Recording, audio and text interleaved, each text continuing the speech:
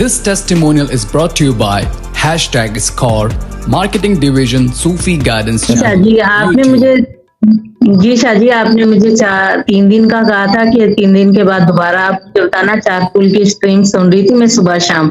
ठीक शाह है। जी माशाल्लाह से काफी फर्क है और मुझे आज 8 दिन हो गए सुनते हुए को। आपने मुझे 3 दिन का कहा था, फिर मेरी बात नहीं हो पाई। ठीक है, मैं और सुन रही हूँ। किस लिए? सर में बहुत शदीद दर्द था शाह जी। मैं गिर गई थी तो डॉक्टर ने कहा था कि सीटी स्कैन करवाएं, तो शाह जी पैसे वगैरह तो थे नहीं, तो इस वजह से मैं परेशान थी, फिर मैंने सीटी स्कैन नहीं करवाया। ठीक है।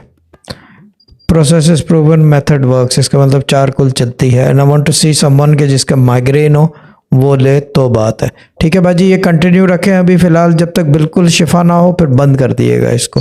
ठीक है ना, अब ये ना हो कि रोजाना लेते रहें जी कि शाह जब जी। जरूरत हो तो फिर कुछ हो ना देने को, क्योंकि उसको भी ब्लो कर दे।